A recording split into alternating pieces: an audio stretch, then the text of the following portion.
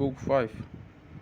Such is the good and true city of state, and the wrong and the good and true man is of the same pattern, and if this is this and if this is right, every other is wrong, and the evil is one which affects not only the order of the state but also the regulation of the individual soul, and is exhibited in four forms. What are they? He said. I was proceeding to tell the story in which the four evil forms appeared to me to succeed one another when Polemarchus, who was sitting a little way off, just beyond Erymanthus, began to whisper to him, stretching forth his hand. He took hold of the upper part of his coat by the shoulder, and drew him towards him, leaning forward himself so as to be quite close, and saying something in his ear, of which I only caught the words, "Shall we let him off, or what shall we do?" "Certainly not," said Erymanthus, raising his voice. "Who is it?" I said. Whom you are refusing to let off?" "You said," I repeated. Why am I especially not to be let off?" "Why," he said, "we think that you are lazy and mean to cheat us out of a whole chapter which is a very important part of the story, and you fancy that we shall not notice your airy way of proceeding, as if it were self-evident to everybody that in the matter of women and children friends have all things in common. And was I not right, Erymanthus?" "Yes," he said, "but what is right in this particular case, like everything else, requires to be explained, for community may be of many kinds. Please therefore to say what sort of community you mean. We have been long expecting that you would tell us something about the family life of your citizens, how they will bring children to the world and rear them when they have arrived, and, in general, what is the nature of this community of women and children, for we are of opinion that the children or wrong management of such matters will have a great and paramount influence on the state for good or for evil. And now, since the question is still undetermined, and you are taking in hand another state, we have resolved, as you heard, not to let you go until you give an account of all this." "To that resolution," said Glaucon, "you may regard me as saying agreed." "And without more ado," said Thrasymachus, "you may consider us all to be equally agreed." I said, "You know not what you are doing in thus assailing me. What an argument are you raising about the state?" Just as I thought that I had finished, and was only too glad that I had let the discussion to sleep, and was reflecting how fortunate I was in your acceptance of what I then said, you asked me to begin again at the very foundation, ignorant of what a hornet's nest of words you are stirring. Now I foresaw this getting in trouble, and I avoided it. "For what purpose do you conceive that we are come here," said Thrasymachus, "to look for gold, or to hear discourse? But discourse should have a limit." "Yes, Socrates," said Glaucon, "and the whole of life is the only limit which wise men assign to the hearing of such discourses. But never mind about us. Take heart yourself and answer the question in your own way. What sort of community of men, of women and children is this which is to prevail among our guardians, and how shall we manage the period between birth and education, which seems to require the greatest care? Tell us how these things will be." "Yes, my simple friend, but the answer is reverse of easy. Many more doubts arise about this than our previous conclusions, for the practicability of what is said may be doubted, and look at in another point of view, whether the same, if ever so practicable, would be for the best is also doubtful. Hence I feel reluctance to approach the subject, lest our aspiration, my dear friend, should turn out to be a dream only fear not, he replied, for your audience will not be hard upon you. They are not skeptical or hostile. I said, my good friend, I suppose that you mean to encourage me by these words. Yes, he said. Then let me tell you that you are doing just the reverse. The encouragement which you offer would have been all very well had I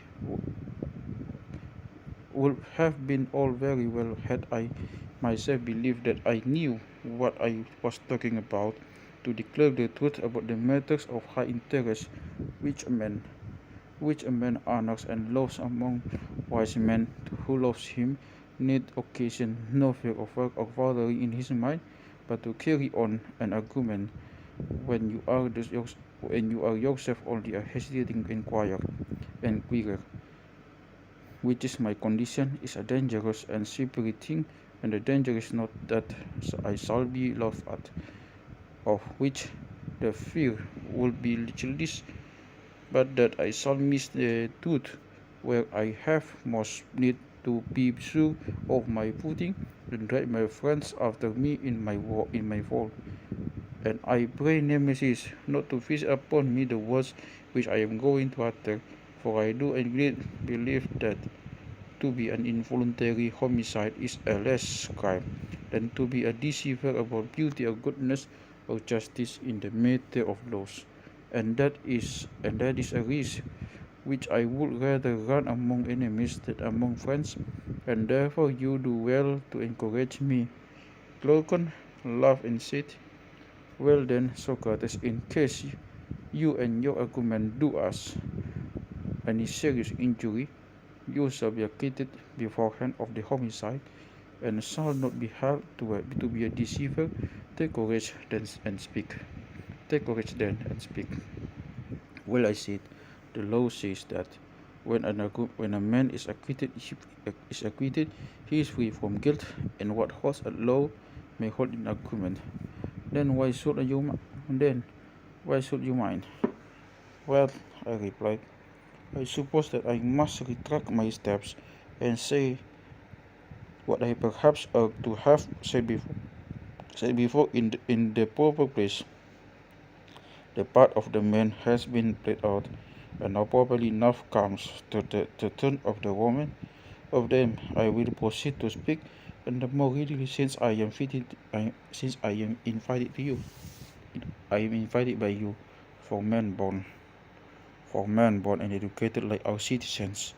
The only way, in my opinion, of arriving at the right conclusion about the possession and use of women and children is to follow the path on which we originally started, when we said that the men were to be guardians and watchdogs of the heart. True, let us further suppose the birth and education of our women to be subject to similar or nearly similar regulations, then we shall see whether the result accords with our design. What do you mean? What I mean may be put into the form of occasion. I said, are dogs divided into his and she's, or do they both share equally in hunting and in giving watch and the other duties of dogs? Or do we entrust to the males and the entire and exclusive care of the flocks, which may leave the females at home, under the idea that the bearing and suckling the puppies is labor enough for them? No, he said, they share alike. The only difference between them is that the males are stronger and the females weaker. But can you use different animals for the same purpose unless they are bred and fed in the same way? You cannot. Then if women are to have the same duties as men, they must have the same nature and education. Yes, the education which was assigned to the men was music and gymnastics. Yes, then women must be taught music and gymnastics, and also the art of war, which they must practice like the men. That is the inference, I suppose. I should rather expect, I said, the several of our proposals, if they are carried out, being unusual may appear ridiculous, no doubt of it. Yes, and the most ridiculous thing of all will be the sight of women naked in the palestra, exercising with the men, especially when they are no longer young. They certainly will not a vision of beauty any more than enthusiastic old men who, in spite of wrinkles and ugliness, continue to frequent the gymnasia. Yes, indeed, he said, according to present notions, that proposal would be thought ridiculous. But then, I said, as we have determined to speak our minds, we must not fear the judge of the wits, which will be directed against this sort of innovation. How they will talk women's attainments, both in music and gymnastics, and above all, about their wearing armor and riding upon horseback. Very true, he replied. Yet having begun, we must go forward to the rough places of the law, at the same time begging of these gentlemen for once in their life to be serious.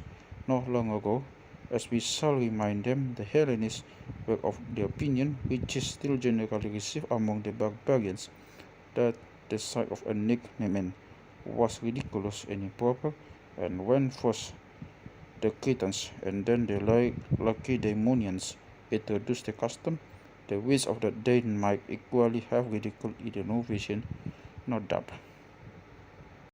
But when experience showed that to let all things be uncovered was far better than to cover them up, and the ludicrous effect to the outward eye vanished before the better principle which reason asserted, then the man was perceived to be a fool who dares the self of his ridicule at any other side but that of folly and vice, or serious inclines to weigh the beautiful by any other standard but that of the good.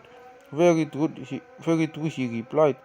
First then, whether the question is to be put in jest or in earnest, let us come to an understanding about the nature of woman.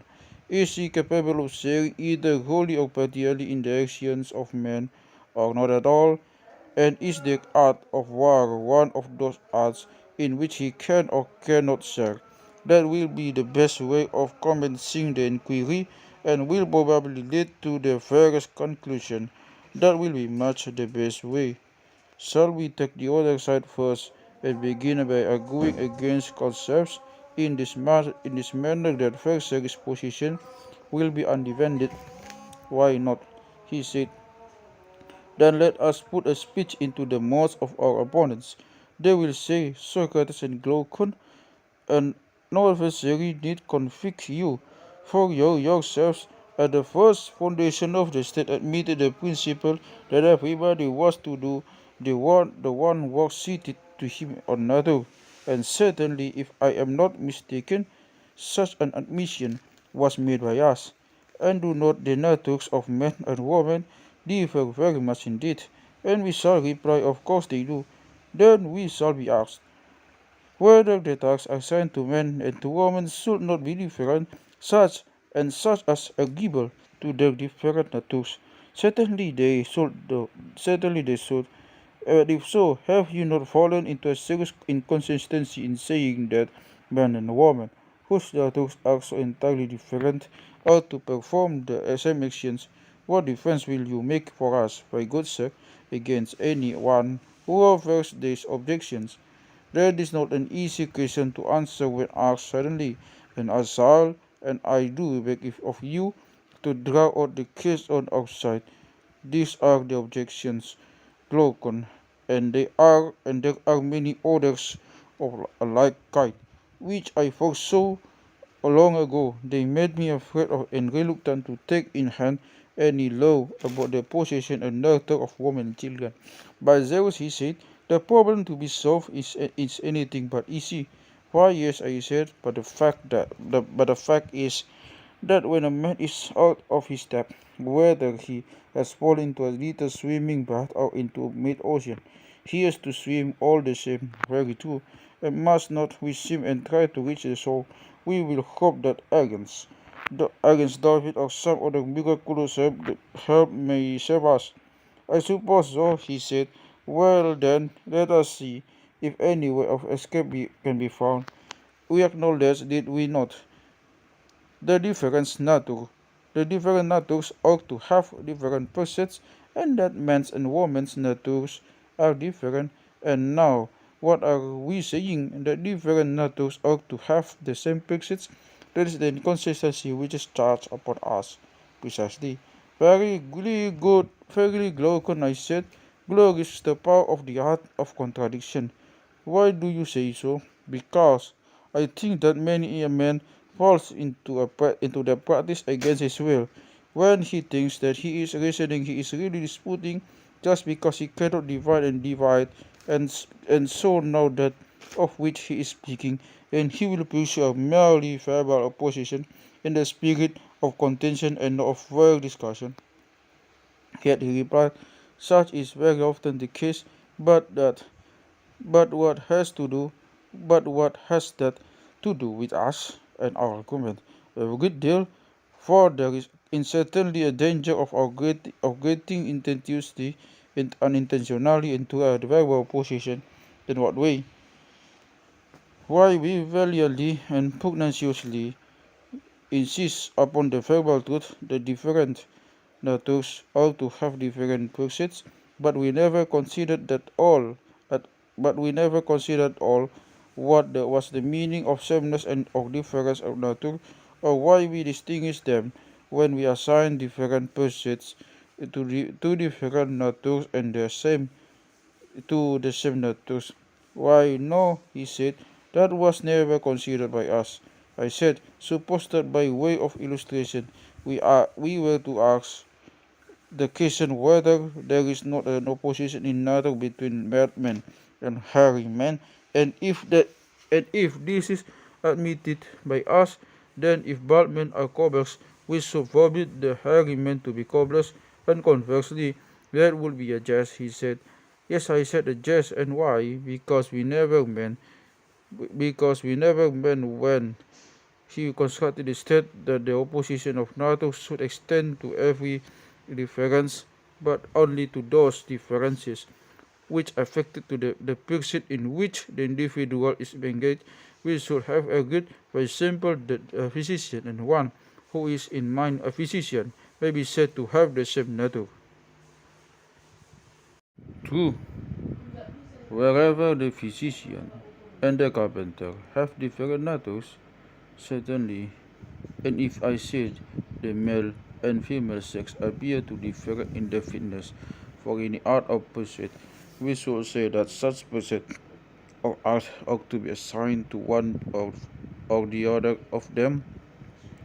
But if the difference consists only in woman bearing and man begetting children, and this does not amount to a proof that a woman differs from a man in respect of the sort of education she should receive, and we shall therefore continue to maintain that our guardians and their wives ought to have the same pursuits. Very true, he said. Next, we shall ask our opponent how, in reference to any of the pursuits of arts or civic life, the nature of a woman differs from that of a man. That will be quite fair, and perhaps he, like yourself, will reply that to give a sufficient answer on instant is not easy, but after a little reflection there is no difficulty.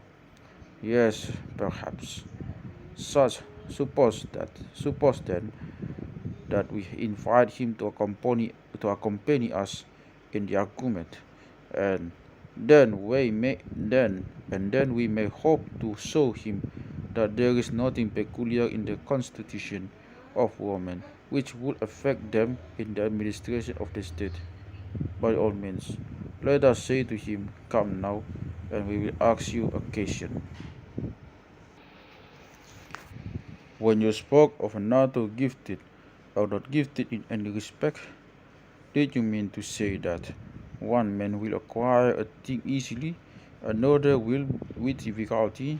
A little learning will lead to one to discover a great deal, whereas the other, after much study and application, no sooner learns that he forgets. Or again, did you mean that the one has a body which is good servant to his mind, while the body of the other is hindrance to him? Would not this be the sort of differences which distinguish the man gifted by nature for the one from the one who is ungifted? No one will deny that. And can you mention the person of mankind in which the male sex has not all these gifts and qualities in a higher degree than the female? Need I waste time in speaking of the art of weaving and the management of pancakes and precepts, in which womankind does really appear to be great, and in which for her to be beaten by a man is of all things the most absurd? You are quite right, he replied, in maintaining the general inferiority of the female sex. Although many women are in many things superior to many men, yet on the whole what you say is true. And if so, my friend, I said, there is no special faculty of administration in a state which is a woman has because she is a woman, or or, or which a man has by virtue of his sex, but the gifts of nature are alike diffused in both. All the pursuits of men are the pursuits of woman also, but in all of them a woman is inferior to a man. Very true. Then are we to impose all our enactments on men, and none of them on women? That will never do. One woman has a gift of healing, another not. One is musician, and another has no music in her nature. Very true. And one woman has a turn for gymnastic and military exercises, and another is unwarlike and hates gymnastics. Certainly. And one woman is a philosopher, and another is an enemy of philosophy. One has spirit, and another is without spirit. That is also true. Then woman will have the temper of a guardian, and another not. Was not the selection of the male guardians determined by differences of this sort? Yes, men and women alike possess the qualities which make a guardian. They differ only in their comparative strength or weakness, obviously, and those women who have such qualities are to be selected as the companions and colleagues of men who have similar qualities and whom they resemble in capacity and in character. Very true. And ought not the same natures to have the same pursuits? They ought. Then, as we were saying before, there is nothing unnatural in assigning music and gymnastic to the wives of the guardians. To that point we come round again. Certainly not. The law which we then enacted was agreeable to nature, and therefore not an impossibility of male aspiration, and the contrary practice which prevails at present is in reality a violation of nature that appears to be true. We had to consider, first, whether our proposals were possible, and secondly, whether they were the most beneficial. Yes, and the possibility has been acknowledged. Yes, the very great benefit has next to be established. Quite so. You will admit that the same education which makes a man a good guardian will make a woman a good guardian, for the original nature is the same. Yes, I should like to ask you a question. What is it? Will you say that all men are equal in excellence, or is one man better than another? The latter. And in the Commonwealth which we were founding, do you conceive the guardians who have been brought up on our modern system to be more perfect men, or the cobblers whose education has been cobbling? What a ridiculous question. You have answered me, I replied. Well, and may we not further say that our guardians are the best of our citizens? By far the best. And will not their wives be the best women? Yes, by far the best. And can there be anything better for the interest of state than that the man and woman of state should be as good as possible, there can be nothing better. And this is what the arts of music and gymnastic, when present in such manner as we have described, will accomplish. Certainly, then, we have made an enactment not only possible but in highest degree beneficial to the state. True. Then, let the wives of our guardians strip, for the virtue will be their robe, and let them share in the toils of war and the defense of their country. Only in the distribution of labors the lighter are to be assigned to the women who are the weaker natures, but in other respects their duties are to be the same. And as for the man who loves a naked woman, exercising the rewards from the best of motives, in his slaughter he is plucking a fruit of unripe wisdom, and he himself is ignorant of what he is laughing at, or what he is about, for that is and ever will be the best of sayings, that the useful is noble and the heartful is the best. Very true. Here then is one difficulty in our law about women, which we may say that we have now escaped. The wave has to swallow us up, alive for enacting that the guardians of either sex should have their pursuits in common. To the utility and also to the possibility of this arrangement, the consistency of the argument with itself bears witness. Yes, that was a mighty wave which you have escaped. Yes, I said. Yes, I said, but a greater is coming. You will not think much of this when you see the next. Go on, let me see. The law, I said, which the sequel of this and of all that has preceded is to the following effect, that the wives of our guardians are to be common, and their children are to be common, and no parent is to know his own child, nor any child his parent. Yes, he said, that is much greater wealth than the other, and the possibility as well as the utility of such a law are far more questionable.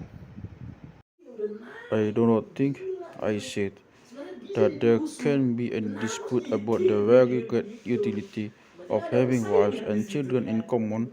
The possibility is quite another matter and will be very much disputed.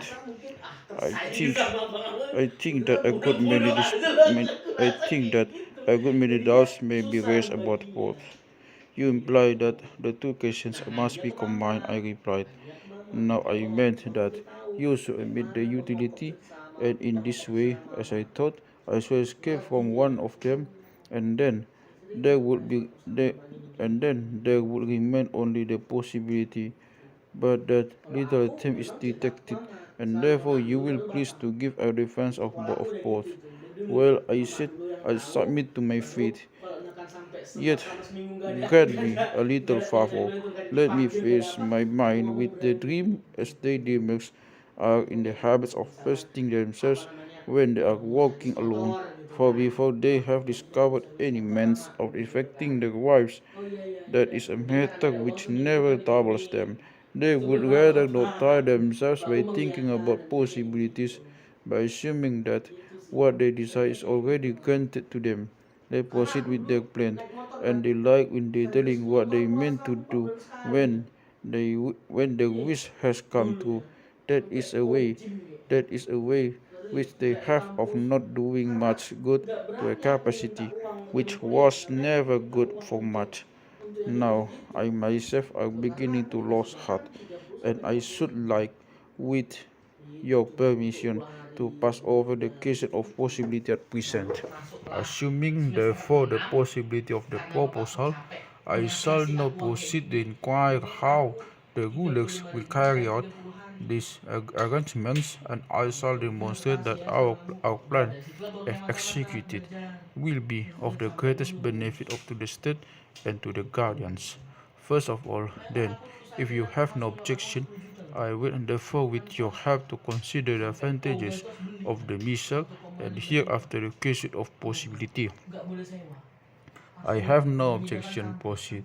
First, I think that if our rulers and their auxiliaries are to be worthy of the name which they bear, there must be willingness to obey in the one and the power of command in the other. The guardians must themselves obey the laws, and they must also imitate the spirit of them in any details which are entrusted to their care. That is right, he said. You said, I said, who are the legislator, having selected the men, will now select the women and give them to them. They must be as far as possible of like natures with them, and they must live in common houses and meet at common meals. None of them will have anything special his or her own. They will be together and will be brought up together and will associate it and will associate gymnastic exercises, and so they will be drowned by necessity of their natures to have intercourse with each other. Necessity is not too strong a word, I think. Yes, he said necessity, not geometrical, but on the sort of necessity which lovers know, and which is far more convincing and constraining to the mass of mankind. True, I said, and this Glaucon, like all the rest, must proceed after an orderly fashion in a city of the blessed. Licentiousness is an unholy thing, which the rulers will forbid. Yes, he said, and it ought not to be permitted. Then, clearly, the next thing will be to make matrimony sacred in the highest degree, and what is most beneficial will be deemed sacred. Exactly.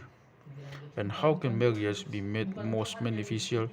That is a question which I put to you, because I see in your horse dogs for hunting and for the nobler sort of birds not of you. Now beseech you, do tell me, have you ever attended to their pairing or breeding? In what particulars? Why, in the first place, although they are all of good sort, there are not some better than others. Two, do you be, and do you breed from them all differently, or do you take care to breed from the best only from the best? And do you take the oldest and the youngest, or only those of ripe age? I choose only those of ripe age. And if care was not taken in the breeding, your dogs and birds would greatly deteriorate. Certainly. And the same of horses and animals in general, undoubtedly. Good heavens, my dear friend, I said, what consummate skill will our rulers need if the same principle holds of the human species? Certainly, the same principle holds, but why does this involve any particular skill? Because I said, our rulers will often have to practice upon the body corporate with medicines. Now, you know that when patients do not require medicines, but have only to be put under a regimen, the inferior sort of practitioner is deemed to be good enough. But when medicine has to be given, then the doctor should be more of a man. That is quite true, he said. But to what are you alluding? I mean, I replied, that our rulers will find considerable dose of falsehood and deceit necessary for the good of their subjects. We were saying that the use of all these things, regarded as medicines, might be of advantage, and we were very right. And this lawful use of them seems likely to be often redeemed in the regulations of marriages and births. How so? Why, I said, the principle has been already laid down that the best of either sex should be united with the best of as often but and the inferior with the inferior as seldom as possible, and that they should hear of the offspring of the one sort of union, but not of the but not of the other, if the flock is to be maintained in the first rate condition. Now, this goings on must be a secret which the rulers only know, and there will be a further danger of our heart as the guardians may become breaking out into rebellion. Very true. Had we not had we not we had we not better appoint certain festivals at which we will bring together the brides and bridegrooms, and sacrifices will be offered and suitable hymnal songs composed by our poets. The number of weddings is a matter which must be left to the discretion of the rulers, whose aim will be to preserve the average of population. There are many other things which they will have to consider, such as the effects of wars and diseases, and any similar agencies, in order as far as this is possible to prevent the state from becoming either too large or too small. Certainly, he replied, we shall have to invent some ingenious kind of laws, which the less worthy may draw on each occasion of our bringing them together, and then they will accuse their own ill luck and not the rulers. To be sure, he said, and I think that our braver and better youth, besides their other honors and rewards, might have greater facilities of intercourse with women given them.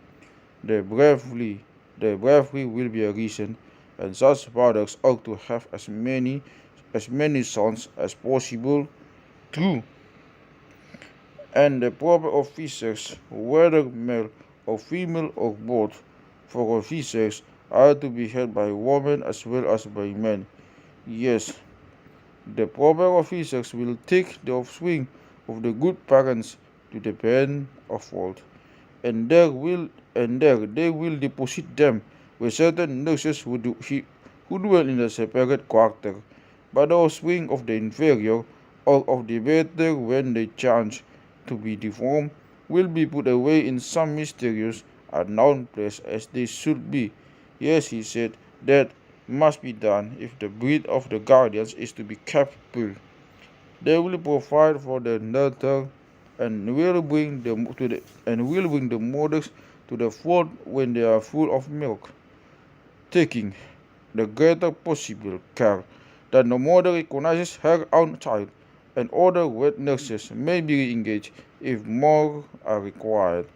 Care will also be taken that the process of sucking shall not be protracted too long, and the mothers will have no getting at an arc of other trouble, but will hand over all this sort of thing to the nurses and attendants.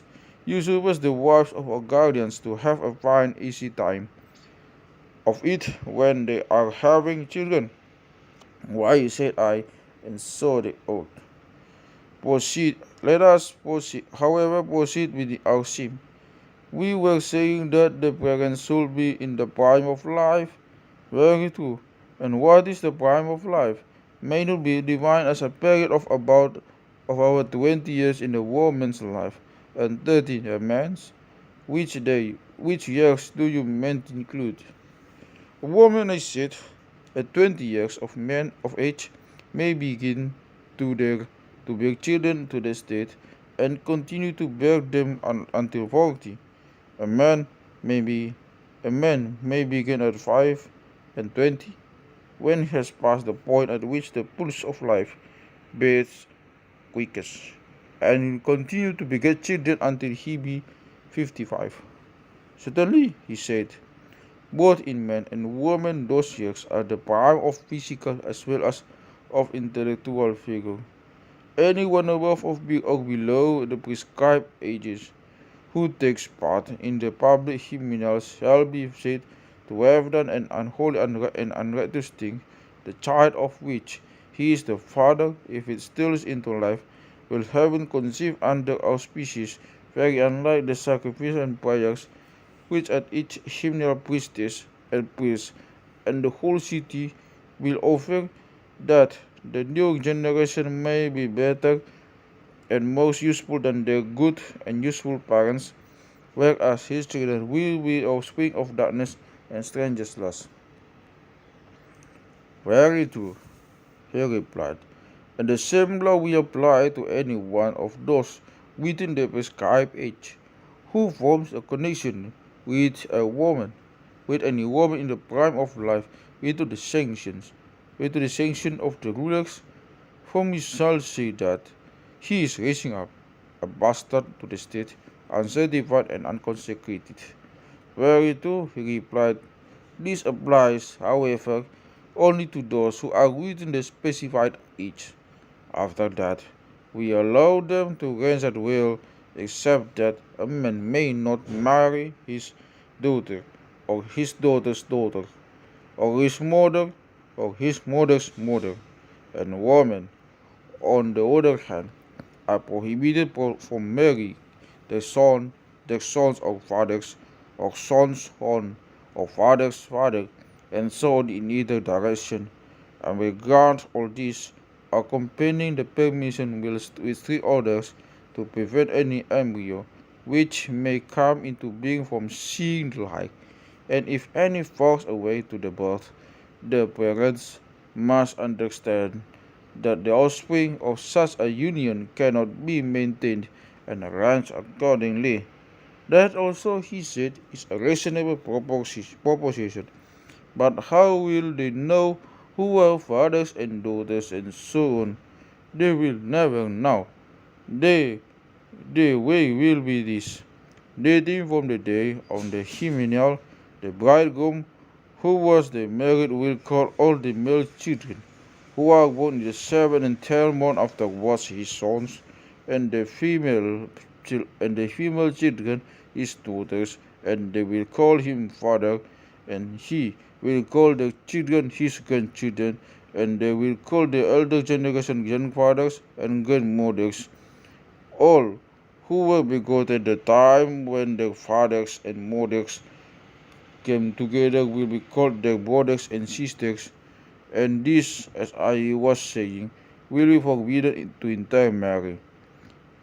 This, however, is not to be understood as an absolute prohibition of the marriage of brothers and sisters if the Lord favor them and they receive the sanction of Pythian oracle, the law which allow them. Quite right, he replied. Such is the sim glocon, according to which the guardians of our state are to have their wives and families in common.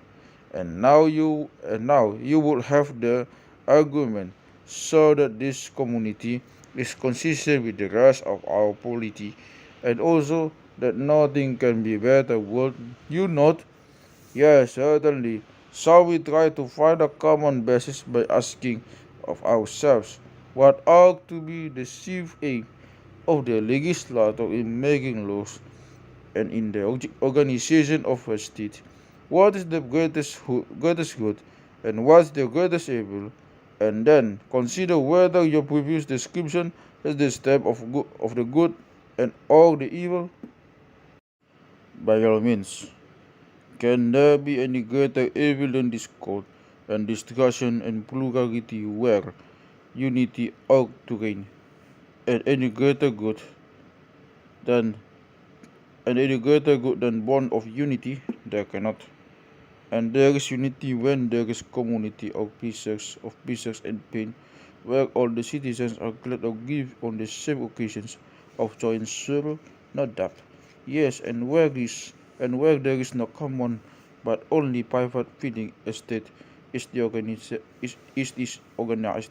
When you have one half of the world triumphing and the other blind grief at the same events happening to the city of the citizens, certainly such differences commonly originate in a disagreement about the use of the terms mine and not mine, his and not his. Exactly so. And is not that the best ordered state in which the greater number of persons apply the terms mine and not mine in the same way to the same thing? Quite true. Or that religion which most nearly approaches to the condition of the individual as in the body, where as but the finger of one of us is hot, the whole frame drawn towards the soul as a center, and forming one kingdom, under the ruling power therein, feels the heart and sympathizes all other with the part affected, and we say that the man has a pain in his finger. The same expression is used about the only other part of the body, which has a sensation of pain and suffering, of pleasure at the alleviation of suffering. Very true, he replied, and I agree with you that in the best ordered state there is the nearest approach to this common feeling which you describe. Then, when any one of the citizens experiences any good or evil, the whole state will make his case their own, and will either rejoice or sorrow with him. Yes, he said, that is what will happen in a well ordered state. It will now be time, I said, for us to return to our state and see whether this or some other form is most in accordance with these fundamental principles. Very good. Our state, like every other, has rulers and subjects, too, all of whom will call one another citizens, of course. But is there not another name which people give to the rulers in other states? Generally, they call them masters, but in the democratic states they simply call them rulers. And in our state, what other name besides that of citizens do the people give the rulers? They are called saviors and helpers, he replied. And what do the rulers call the people? The maintainers and foster fathers. And what do they call them in other states? States. And what do the rulers call one another in other states? Fellow rulers. And what in ours? Fellow guardians. Did you ever know an example in any other state of a ruler who would speak of one of his colleagues as his friend and of another as not being his friend? Yes, very often. And the friend he regards and describes as one in whom he has an interest, and the other as a stranger in whom he has no interest. Exactly. But would any of your guardians think or speak of any other guardian as a stranger? Certainly he would not, for everyone whom they meet will be regarded by them either as a brother or sister, or father or mother, or son or daughter, or as the children, or as the child or parent of those who are thus connected with him. Capital, I said, but let me ask you once more. Still they be a family in name only, or shall they in all directions be true to the name? For example, in the use of the word father, would the care of a father be implied, and the filial reference and duty and obedience to him which the law commands, and is the violator of these duties to be regarded as an impious and unrighteous person who is not likely to receive much good either at the hands of God or of men? And are these to be or not to be the strains which the children will hear repeated in their ears by all the citizens about those who are intimated to them to be their parents and the rest of their kinsfolk? This is said, and none other, for what can be more ridiculous than for them to utter the names of family ties with their lips only, and not to act in the spirit of them? Then in our city is the language of harmony and concord will be more often heard than in any other, as I was describing before. When any word is well or ill, the universal word will be with me, it is well or it is ill. Most true.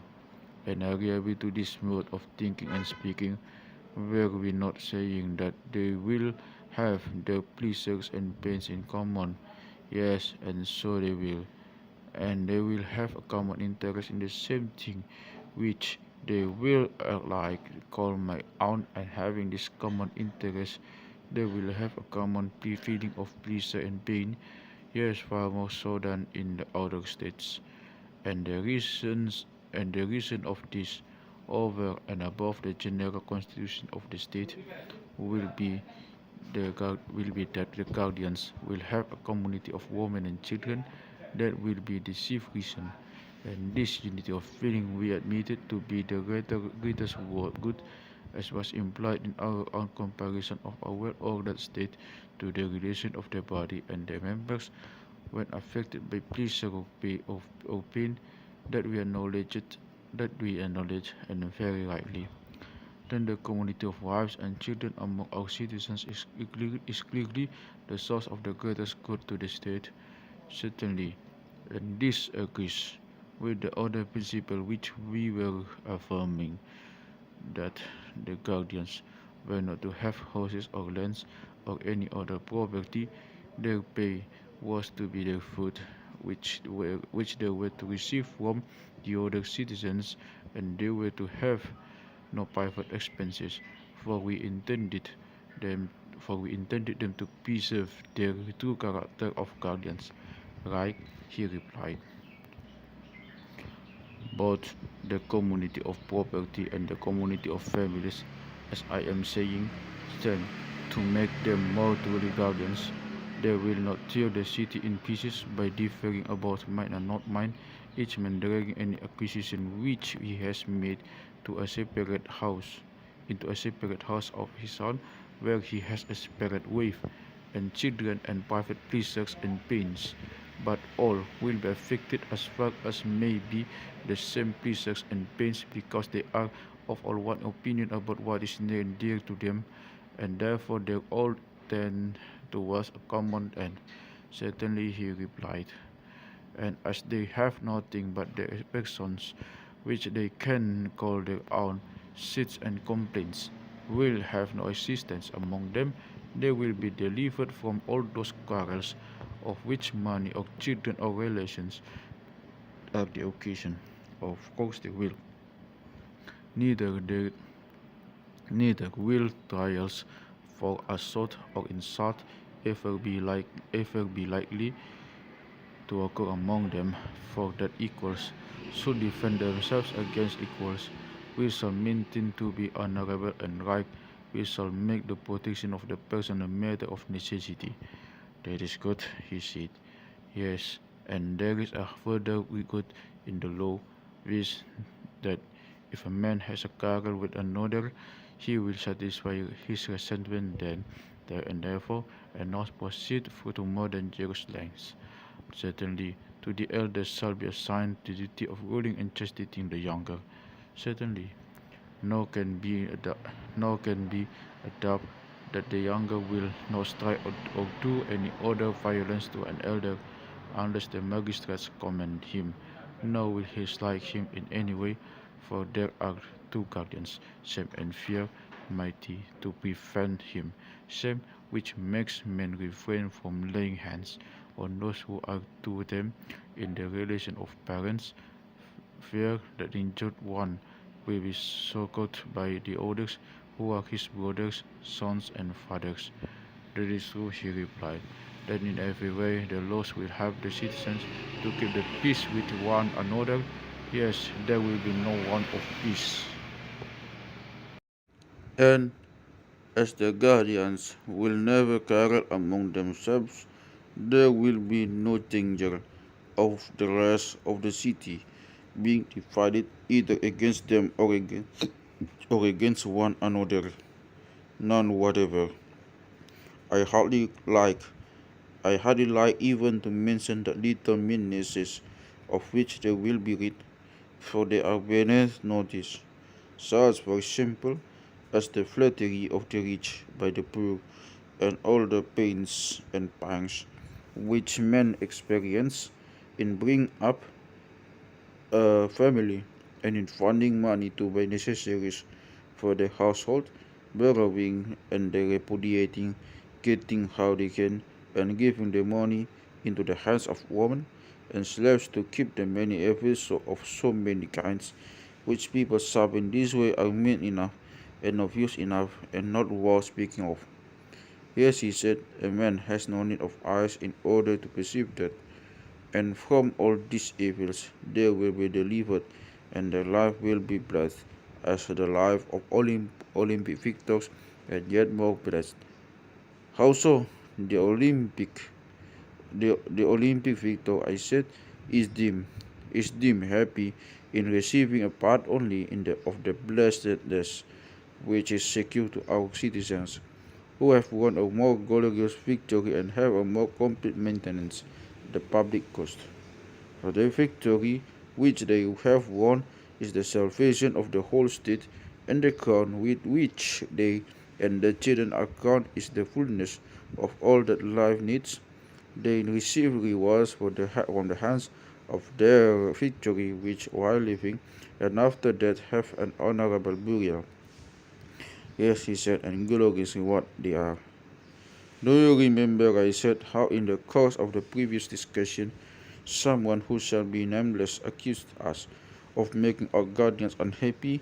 They had nothing and might have possessed all things, to whom we reply that if an occasion offered, we might perhaps hereafter consider discussion, but that, as at present advised, we would make our guardians truly guardians, and that we were rationing the state with a view to the greatest happiness, not of any particular class, but of the whole. Yet, yes, I remember. And what do you say now that the life of our protectors is made out to be far better and nobler than the Olympic victors, if the life of shoemakers or any other artisans or help of husbandmen to be compared with it? Certainly not.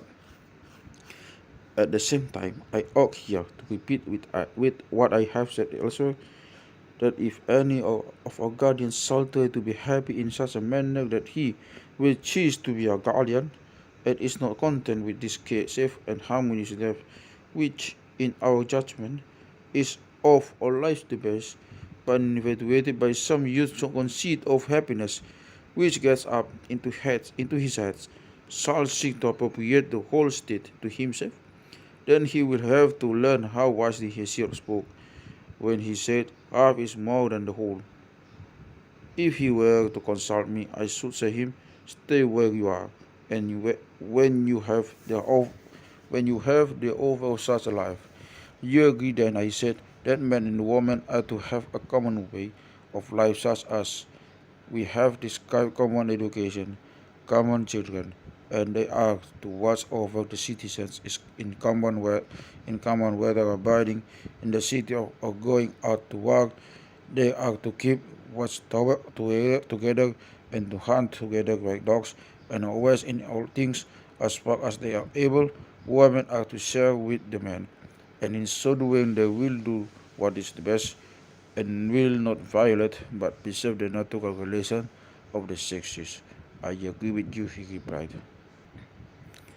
The inquiry, I said, has yet to be made whether such a community be found possible, as among other animals, so also among men, and if possible, in what way possible. You have anticipated the question which I was about to suggest. There is no difficulty, I said, in seeing how war will be carried on by them. How? Of course, they will go on expeditions together and will take with them any of their children who are strong enough that they, after the manner of the artisan's child, they may look on at the work which they will have to do when they are grown up, and besides looking on they will have to have and be of use in work, and to wait upon their fathers and mothers. Did you never observe in the arts how the potter's boys look on and help long before they touch the wheel? Yes, I have.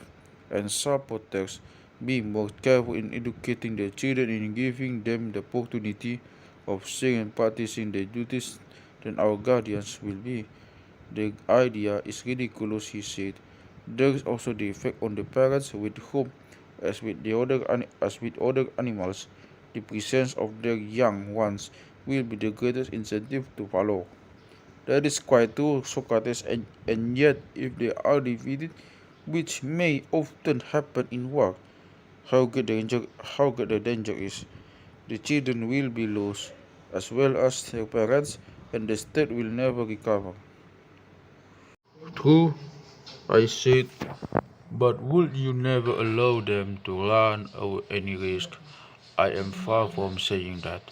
Well, but if they are able to run a risk, should they not do so on some occasion when, if they escape disaster, they will be the better for it?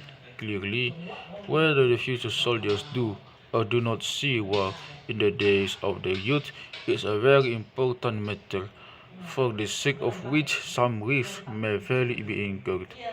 Yes, very important. Yeah, this, this then must be our first step to make our children spectators of war, but we must also they will contrive that they shall be secured against danger, then all will be well. True, the parents may be supposed not to be blind to the risks of war, but to know, as far as human foresight can, what expeditions are safe and what dangerous they may be assumed, and they will take them on the safe expeditions and be cautious about the dangerous ones. True, and then and they will place them under the command of experienced veterans who will be their leaders and teachers very probably. Still, the dangers of war cannot be always foreseen. There is a good deal of chance about them. True. Then again, such chances, the children must be at once furnished with rings, in order that, in the hour of need, they may fly away and escape. What do you mean? He said. I mean that we must mount them on horses in their earliest youth, and when they have learned to ride, but take them on horseback to see well. The horses must not be spirited and warlike, but the most tractable and yet the swiftest that can be had. In this way, they will get an excellent view of what is hereafter to be their own business, and if there is danger, they have only to follow the elder leaders and escape. I believe that you are right, she said. Next, as to what are to be the relations of soldiers to one another and to their enemies, I should be inclined to propose that the soldier who leaves his rank or throws away his arms or is guilty of any other act or cowardice should be degraded into the rank of husbandman or artisan. What do you think? By all means, I should say, and he who allows himself to be taken prisoner may as well be made a present of to his enemies. He is their lawful prey, and let them do what they like with him. Certainly, but the hero who has distinguished himself, what shall be done to him?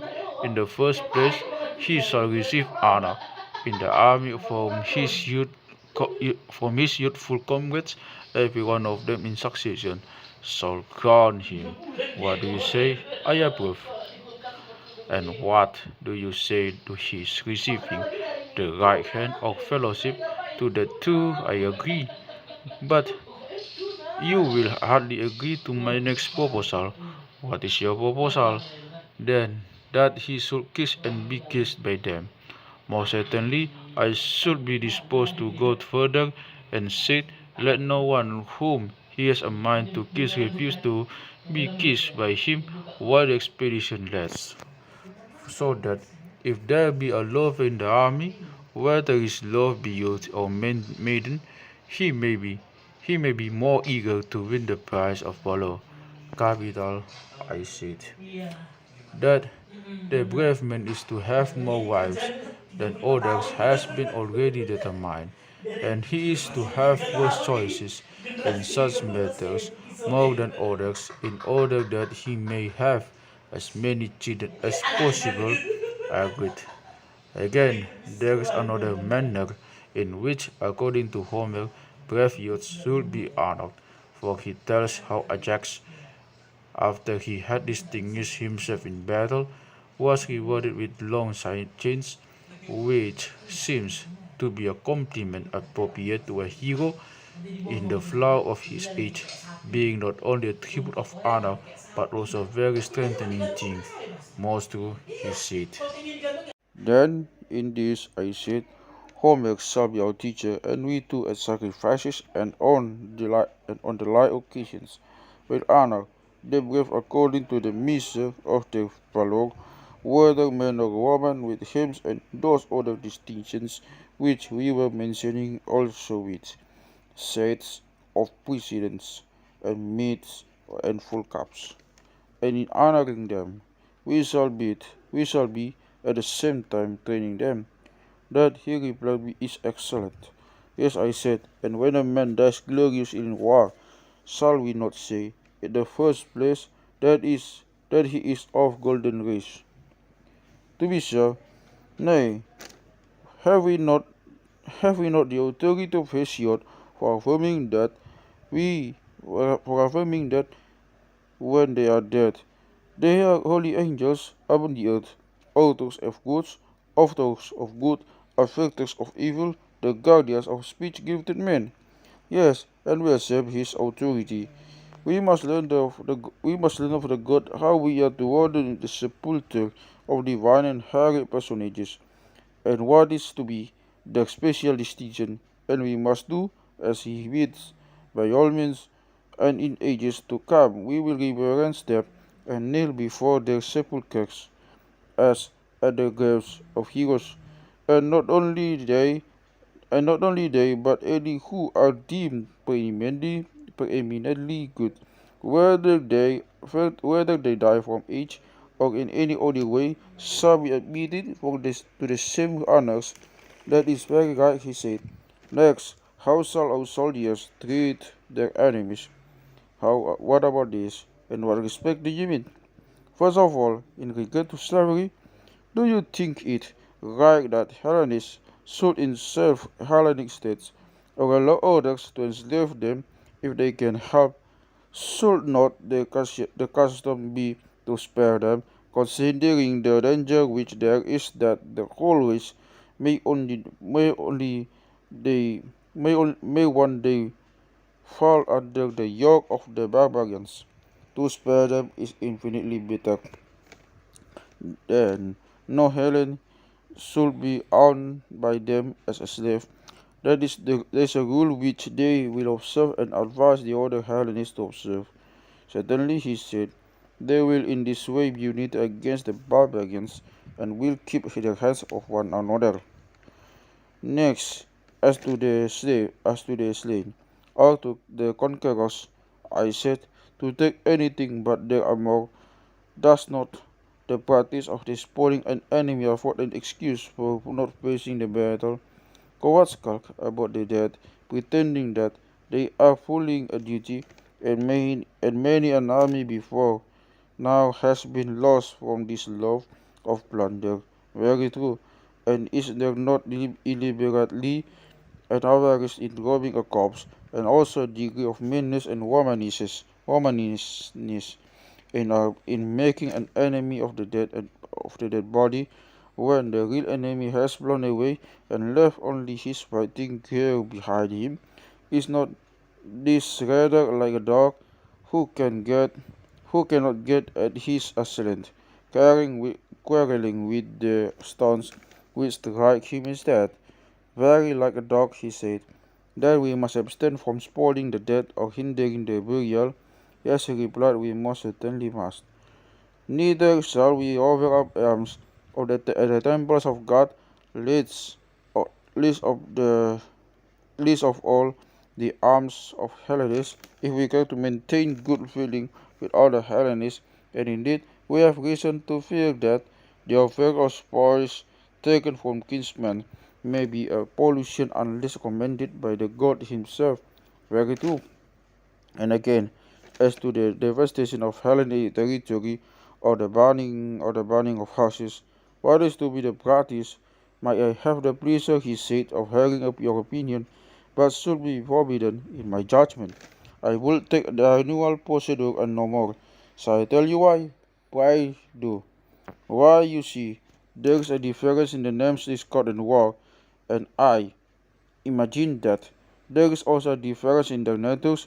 The one is expressive of what is external and domestic, the other of what is external and foreign, and the first of the two is termed in the, is the and the first of the two is termed discord, and only the second war. That is a very proper distinction, he replied. And may I not observe with equal propriety the Hellenic race is all united together by taste and blood and friendship and alien and strange to the barbarians. Very good, he said. And therefore, when Hellenists fight with barbarians and barbarians with the Hellenists, they will be described by us as being at war when they fight, and by nature enemies, and this kind of antagonism should be called war. But when Hellenists fight with one another, we shall say that Hellas is then in a state of discord and discord, they being by nature friends, and such enmity is to be called discord. I agree. Consider then, I said, when that which we have acknowledged to be discord occurs, and the city is divided, if both parties destroy the lands and burn the houses of one another, how weak does the strife appear! No true lover of his country would bring himself to tear in pieces his own nest and mother. There might be reason in the conqueror depriving the conquered of their harvest, but still they would have the idea of peace in their hearts and would not mean to go on fighting forever.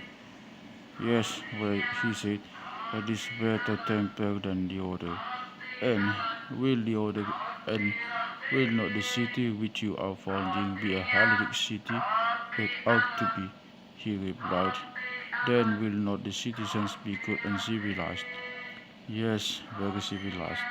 And will they not be lovers of Hellas, and think of Hellas as their own land, and share in the common tempers? Most certainly, and any difference which arises among them will be regarded by them as discord only, a quarrel among friends, which is not to be called a war, certainly not.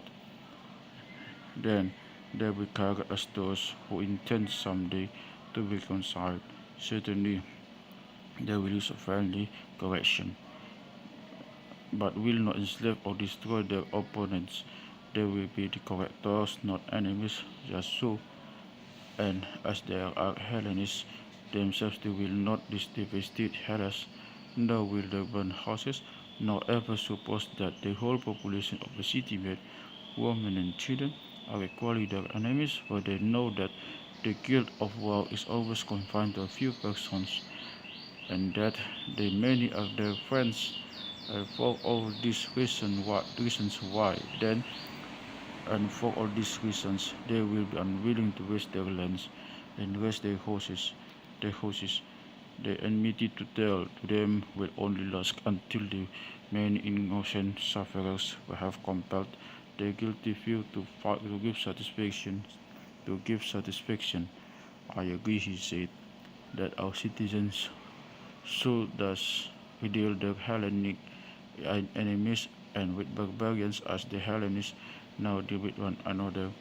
Then let us enact this law also for our guardians, that they are neither for devastate the lands of Hellenists nor to burn their houses. Agreed, and we may agree also in thinking that this, like, our, like all our previous enactments, are very good. But still, I must say, Socrates, that if you are allowed to go on in this way, you will entirely forget the other question, which at the commencement of this discussion you thrust aside. Is as an order of things possible, and how, if at all.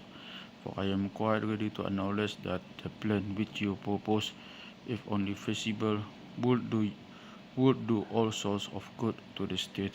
I will add what you have omitted, that your citizens will be bravest of warriors and will never leave the ranks, for they will all know one another, and each will call the other father, brother, son, and you suppose the woman to join their armies, whether in the same rank or in the rear, either as terror to the enemy or as auxiliaries in case of need.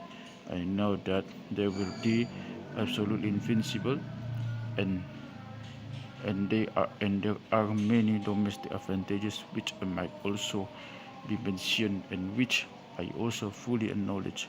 But as I admit all these advantages and as many more as you please, if only the state of yours were to come into existence, we need say no more about them. Assuming the existence of the state, let us now turn to the question of possibility and ways and means the rest may be left. If I loiter for a moment, you instantly make a raid upon me, I said, and have no mercy. I have hardly escaped for the first and second waves, and you seem not to be aware that you are now bringing upon me the third, which is the greatest and heaviest. When you have seen and heard the third wave, I think you will be more considerate and will acknowledge that some fear and hesitation was natural respecting a proposal so extraordinary as that which I have now to state and investigate.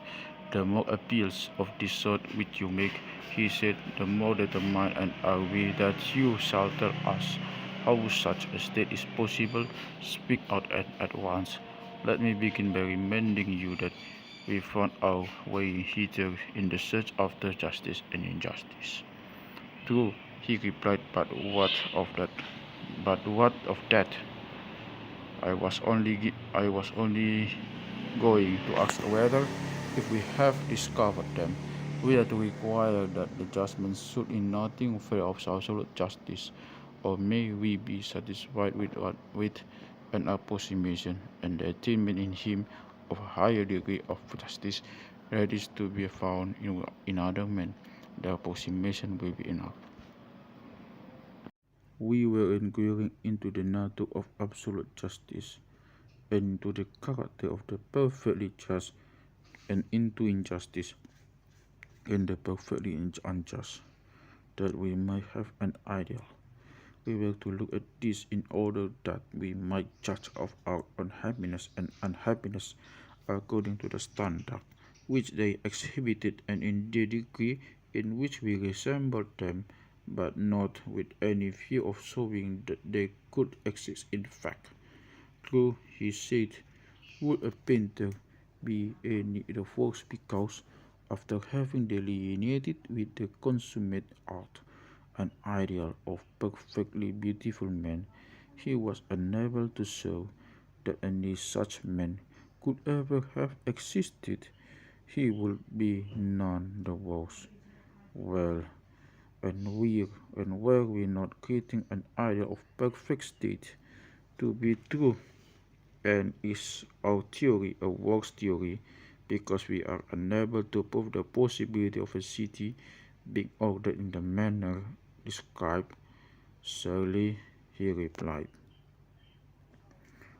That is the truth, I said, but if, at your request, I am to try and show how and under what conditions the possibility is the highest, I must ask you, having this in view, to repeat your former admissions. What admissions? I want to know whether ideas are ever fully realized in language. Does not the word express more than the fact, and must not the actual, whatever a man may think, always in the nature of things, fall short of the truth? What do you say? I agree. Then you must not insist on my proving that the actual state will in every respect coincide with the ideal. If we are only able to discover how a city may be governed nearly as we proposed, you will admit that we have discovered the possibility which you demanded, and will be contented. I am sure that I should be contented, but will not you? Yes, I will. Let me next endeavor to show what is the fault of instead, which the cause of the present mahal maladministration, and what is the least change which will enable a state to pass into the truer form, and let the change, if possible, be of one thing only, or if not, of two. At any rate, let the changes be as few and like as possible. Certainly, he replied. I think, I said, that there might be a reform of the state if only one change were made, which is not as like or easy thought or easy to still a possible one. What is it? He said.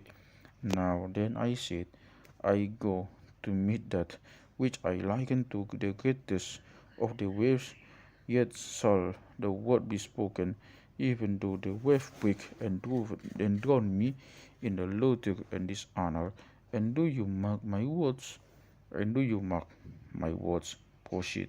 I said, and the philosophers are kings, all the kings and princes of this world have the spirit and power of philosophy, and political greatness and wisdom meet in one, and those commoner, not those who pursue either to the exclusion of the other, are compelled to stand aside.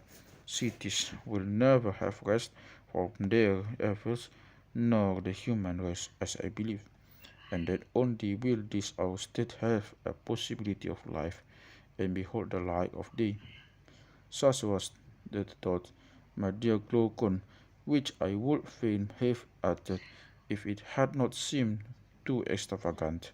For to be convinced that in no other state can there be happiness private or public is indeed a hard thing. Socrates, do you mean what do you mean?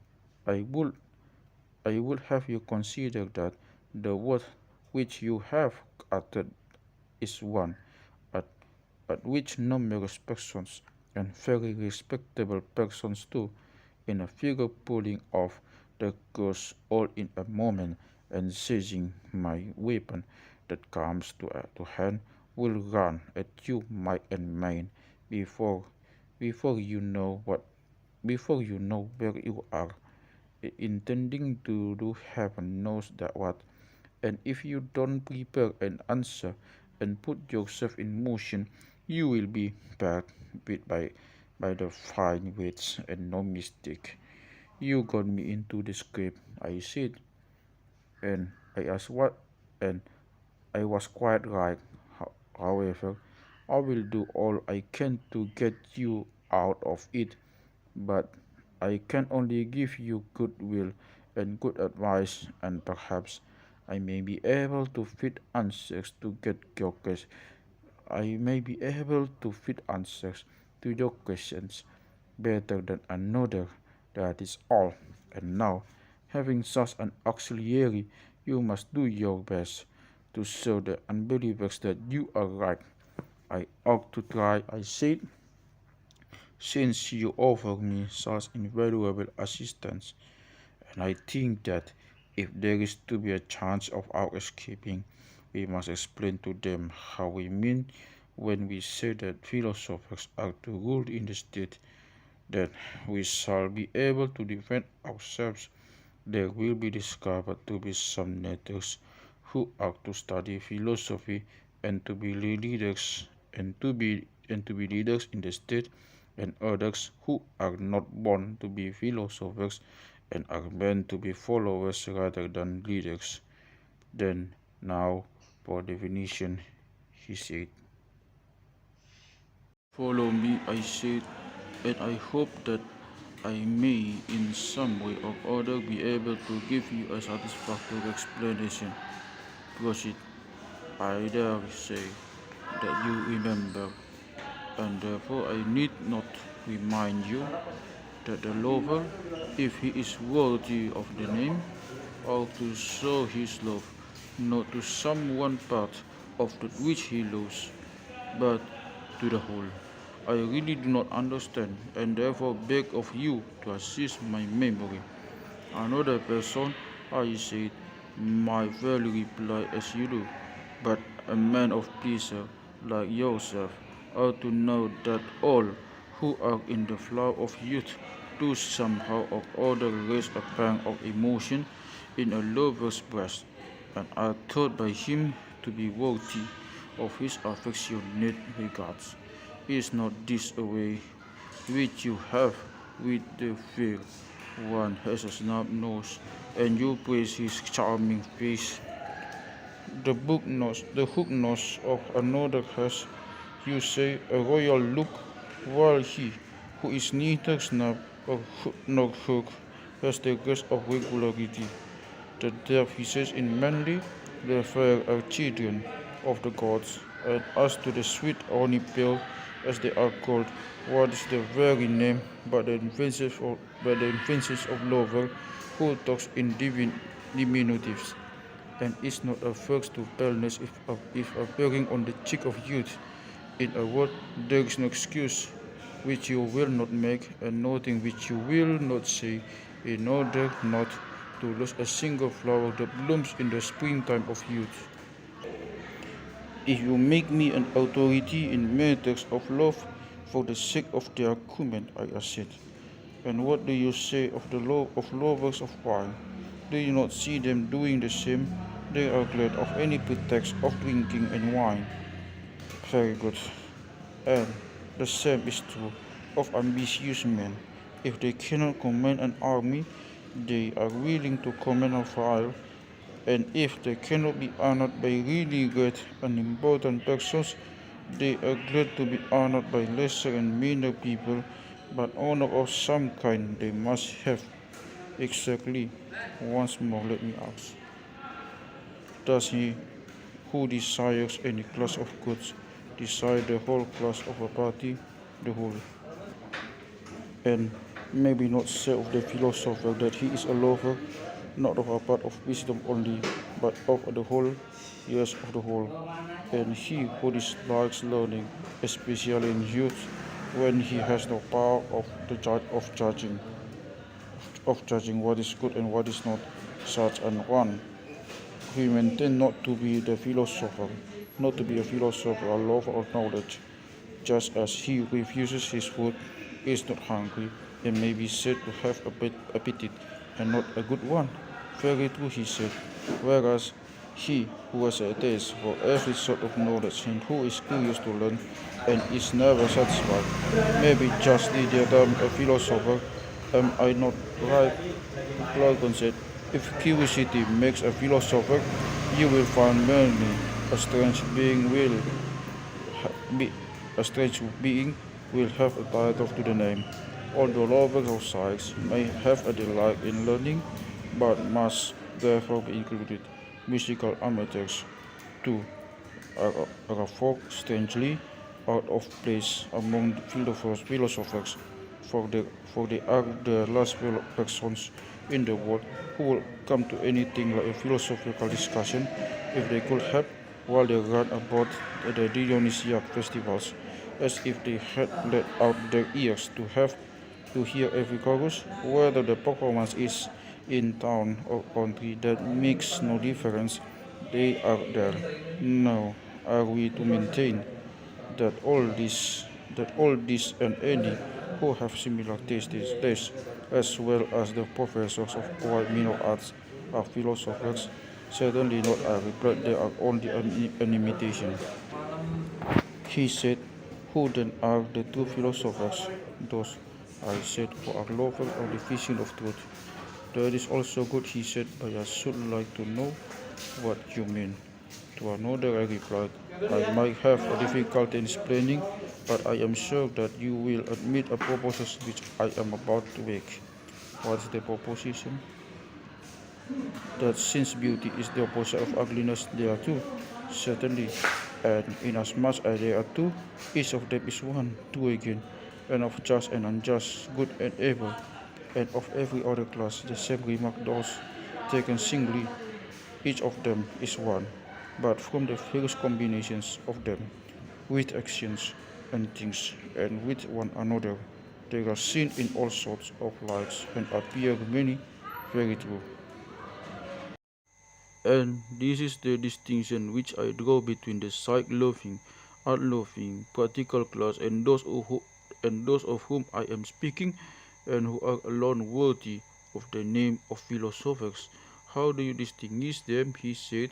The lovers of sounds and sights. I replied, as I conceive, fond of fine tones and colors and forms and all the artificial products that are made out of them, but their mind is incapable of seeing and of loving absolute beauty. True, he replied. Few are they who are able to attain the sight of this. Very true. And he who, having a sense of beautiful things, has no sense of absolute beauty, or who, if another lead him to a knowledge of that beauty, is unable to follow of such an one, I ask, is he awake, or in a dream only? Reflect, is not the dreamer sleeping or walking, one who likens dissimilar things, who puts the copy in the place of the real object? I should certainly say that such an one was dreaming. But take the case of the other, who recognizes the existence of absolute beauty and is able to distinguish the idea from the objects which participate in the idea, neither putting the objects in the place of the idea nor the idea in the place of the objects. Is he a dreamer, or is he awake? He is wide awake, and may not be say, and may we not say that the mind of the one who knows has knowledge, and that the mind of the other who opines only has opinion? Certainly, but suppose that the latter should quarrel without any dispute or statement, can we administer any soothing, cordial, and or advice to him without revealing to him that there is a disorder in his wits? We must certainly offer him some good advice, he replied. Come then, and let us think of something to say to him. Shall we begin by assuring him that he is welcome to a new knowledge of which he may have, and that we are rejoiced at his having it? But we should like to ask him occasion, does he who has knowledge, whom something or nothing, you must answer for him? I answer that he knows something, something that is or is not, something that is, for how can that which is not ever been known, and are we assured, after looking at the matter from any points of view, that absolute being is or may be absolutely known, but that the utterly non-existent is utterly unknown? Nothing can be more certain. Good, if there be anything which is of such another as to be and not to be, that will be have that will have a place intermediate between pure being and the absolute negation of being. Yes, between them. And as knowledge corresponded to being, and ignorance of necessity to not being, for that intermediate between being and not being, there has to be discovered as a corresponding intermediate between ignorance and knowledge. If there be such, certainty. Do we admit the existence of opinion? Undoubtedly. As being the same with knowledge or another faculty, then opinion and knowledge have to do with different kinds of matter corresponding to this difference of faculties. Yes, and knowledge is relative to being and knows being. But before I proceed further, I will make a division. What division? I will begin by raising faculties in a class by themselves. They are parts in us and in all other things by which we do as we do. Sight and hearing, for example, I should call faculties. Have I clearly explained the classes which I mean? Yes, I quite understand. Then let me tell you my view about them. I do not see them, and therefore the distinctions of hue, color, and the like, which enable me to discern the differences of some things that do not apply to them. In speaking of a faculty, I think only of its spec and its result, and that which has the same spec and the same result I call the same faculty, but that which has another spec and another result I call different. Would that be your way of speaking? Yes. And will you be so very good as to answer one more question? Would you say that knowledge is a faculty, or in what class will you place it? Certainly knowledge is a faculty, and the mightiest of all faculties, and his opinion also a faculty. Certainly, he said, for opinion is that with which we are able to form an opinion, and yet you were acknowledging little a little while ago that knowledge is not the same as opinion. Why, yes, he said, how can any reasonable being ever yet identify that which is infallible with that which errs? An excellent answer, proving, I said, that we are quite conscious of a distinction between them.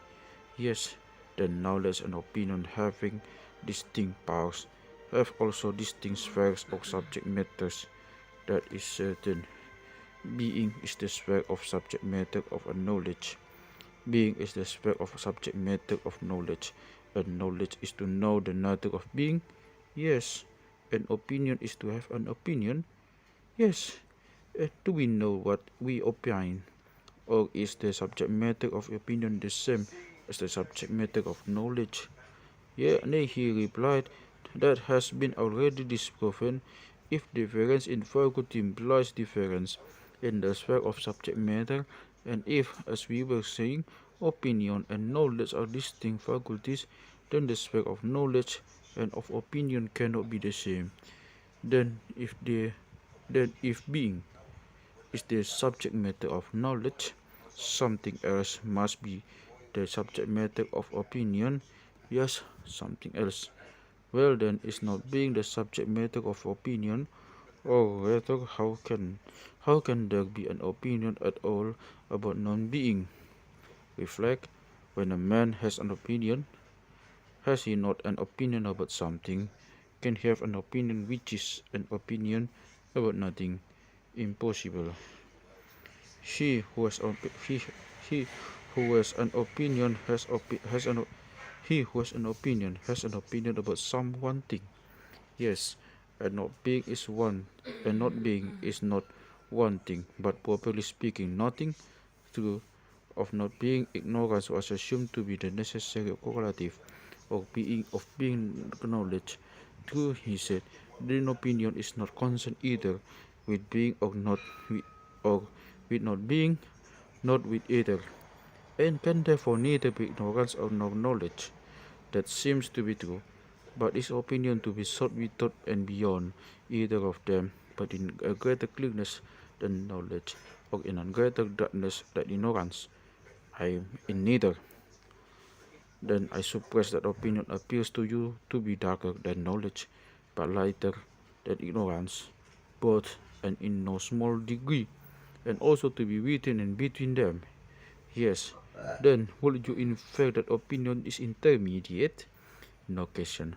But were we not saying before that if anything appeared to be a sort which is and is not at the same time, that sort of thing would appear also to lie in the interval between pure being and absolute not being, that the corresponding faculty is neither knowledge nor ignorance, but will be found in the interval between them.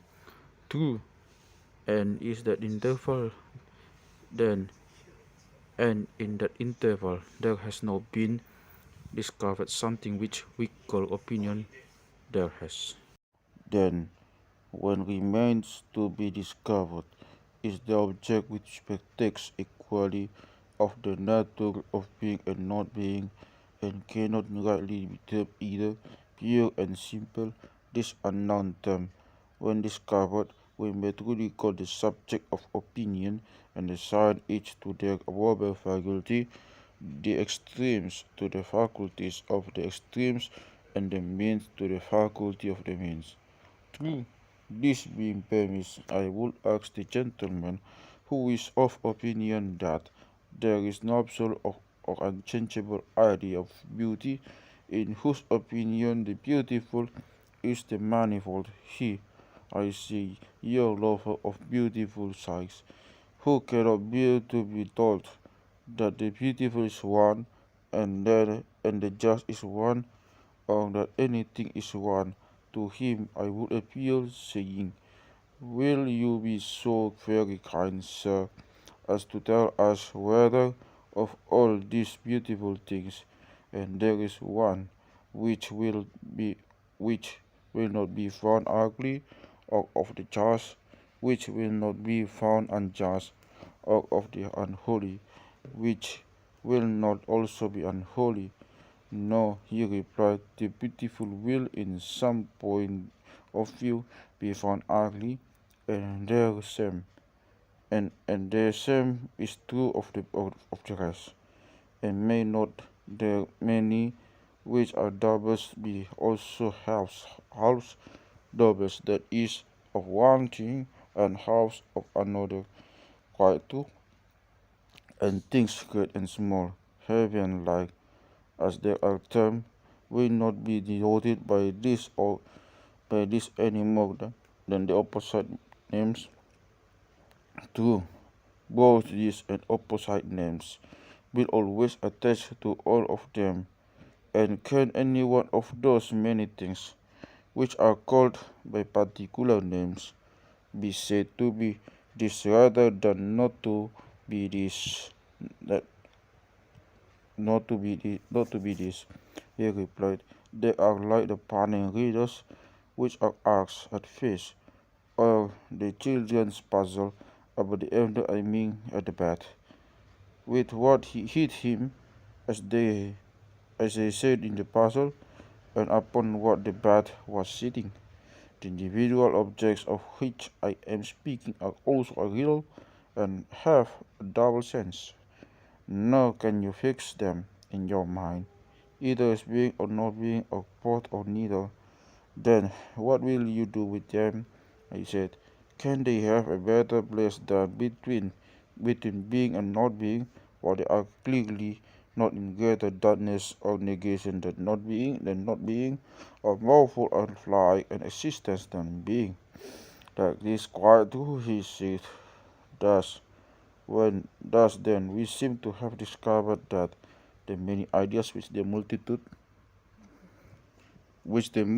entertain about the beautiful and about all other things, and are tossing about in some region which is halfway between pure and pure not being, we have, yes, and we had before agreed that not that anything of this kind which we might find was to be described as matter of opinion, and not as matter of knowledge, being the intermediate flux which is caught and detained by the intermediate faculty.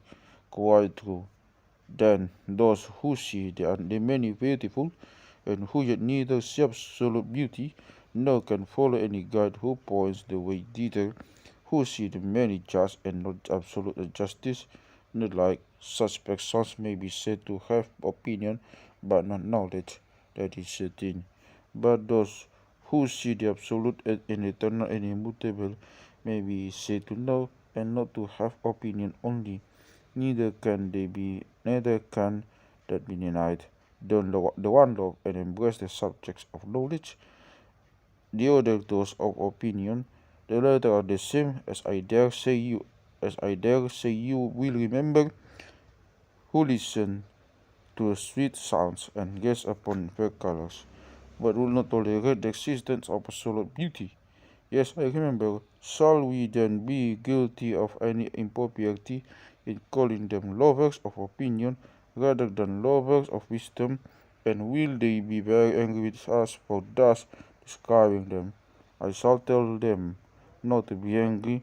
No man should be angry at which is true. But those who love the truth in each thing are to be called lovers of wisdom, and not lovers of opinion, assuredly.